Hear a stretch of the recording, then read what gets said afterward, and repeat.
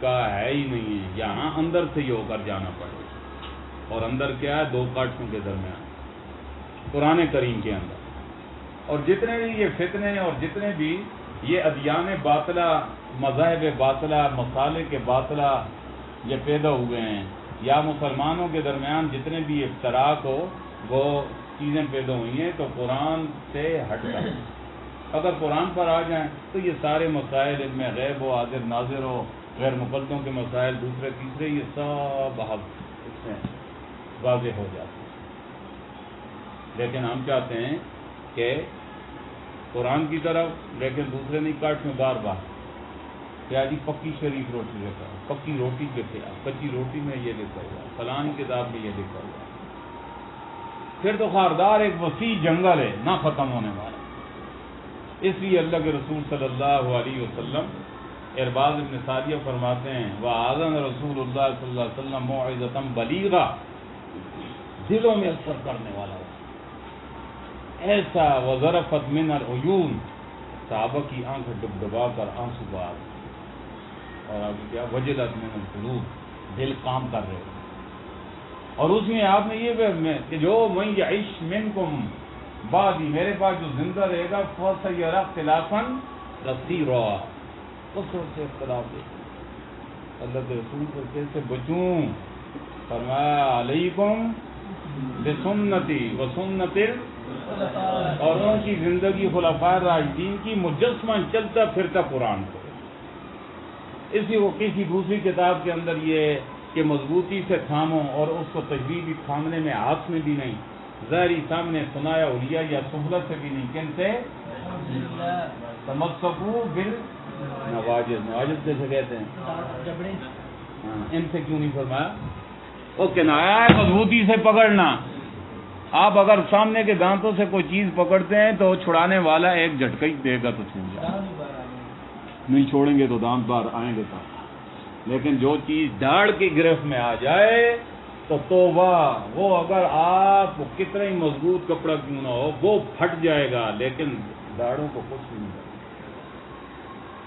اس لیے فرمایا کہ اگر تم اختلافوں سے نکلنا چاہتے ہو تو اس کا اصل بنیادی تو صرف ایک کتاب ہی ہے.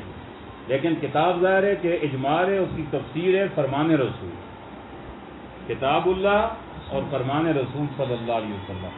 لیکن فرامین رسول میں بھی اگر کوئی اکتفا اور قناعت کرے اور حضرات خلفاء کی زندگی نہ دیکھے تو پھر بھی گمراہ ہو جائے گا. مثلا ایک آدمی کہتا ہے میں تو بس قرآن اور نبی کی زندگی، قرآن کہتا ہے نبی آپ کے لیے کیا ہے وہ سورہ احزاب کے اندر حلال کر دی ہیں عورتیں جتنی آپ چاہیں. پھر وہ سنت میں آتا ہے تو نبی نے 11 بھی کی، کہتا ہے بس ادھر بریک، اور وہ بھی 4 کے بعد 5 چھٹی کر رہا ہے، حلال سمجھتا کرے گا، بےمان مردار اسلام سے ہی نہیں کرے گا. تو نبی کا ہر عمل بھی قابل اقتدا نہیں ہوگا، بلکہ یہ دلیل قائم ہو کہ نبی کے ساتھ خاص نہیں. اور یہ کون بتلائیں گے؟ صحابہ بتلائیں گے. صحابہ کے در پر آنا پڑے.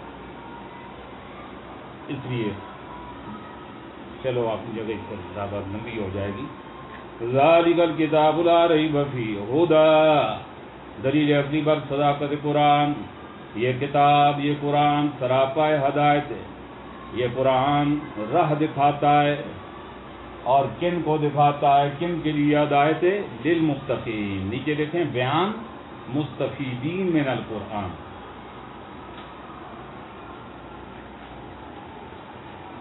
اب اس پر کہ یہاں یہ ہدایت اسے مقید کر دیا کہ یہ ہدایت ہے، لیکن ہدا للمتقین ہے. حالانکہ دوسرے مقام میں تعارض ہے قرآن کریم کے بارے میں، ہدی للناس، صرف متقین نہیں تمام لوگوں کے لیے.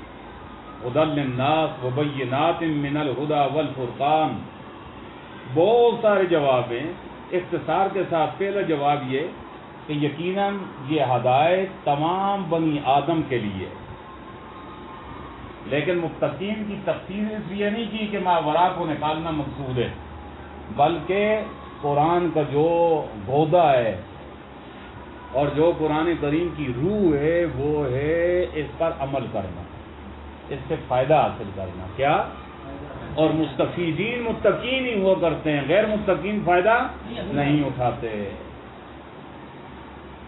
ایک دوسرا، یا المتقین معنی میں ہے منیبی، المنیبین الی اللہ، جو اللہ کی طرف لو لگاتے ہیں. کون ہے؟ الذین یتقون الضد والعناد، ضد اور عناد سے بچتے ہیں. ورنہ تو قرآن ابو جہل بھی سنتا تھا، دوسرے بھی سنتے تھے، انہیں ہدایت کیوں نہیں ملی؟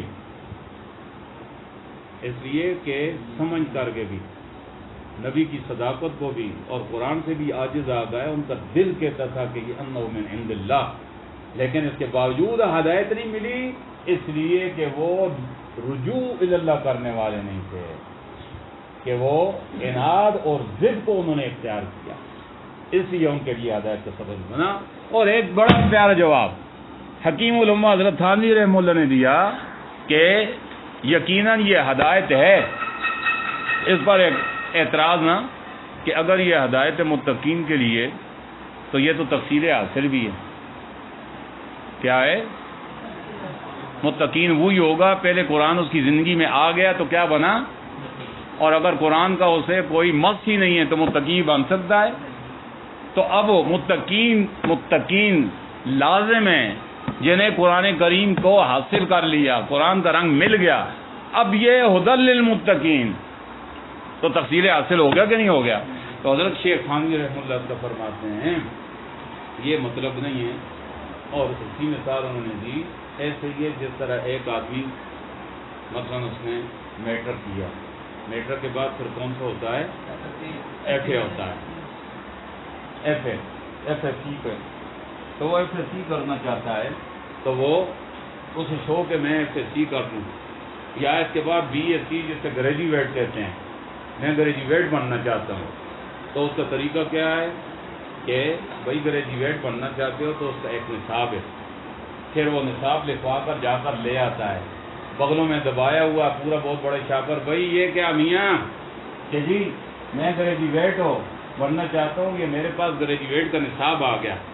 اب نصاب آنے سے یہ لازم نہیں آتا کہ جس نے بغلوں کے اندر گریجویٹ کتابوں کا بوجھ اٹھا لیا تو گریجویٹ بن گیا، بلکہ مطلب یہ کہ اب گریجویٹ بننے کے لیے یہ نسخہ آ گیا، اب میں محنت کروں گا، سمجھوں گا اور پھر اس کے مطابق عمل کروں گا تو میں گریجویٹ بھی بن جاؤں گا. تو اللہ تعالیٰ نے ہمیں بھی ایک نصاب آسمانوں سے نازل کیا ہے کہ تم بھی خدائی گریجویٹ بننا چاہتے ہو، یعنی جنتی بننا چاہتے ہو تو متقین بننا ہوگا، اور متقین بننے کے لیے یہ نصاب ہے تمہارے لیے. ہدی للمتقین، ہدایت متقین کے لیے. سبحانک اللہم و بحمدک، نشہد ان لا الہ الا انت، نستغفرک و نتوب الیک.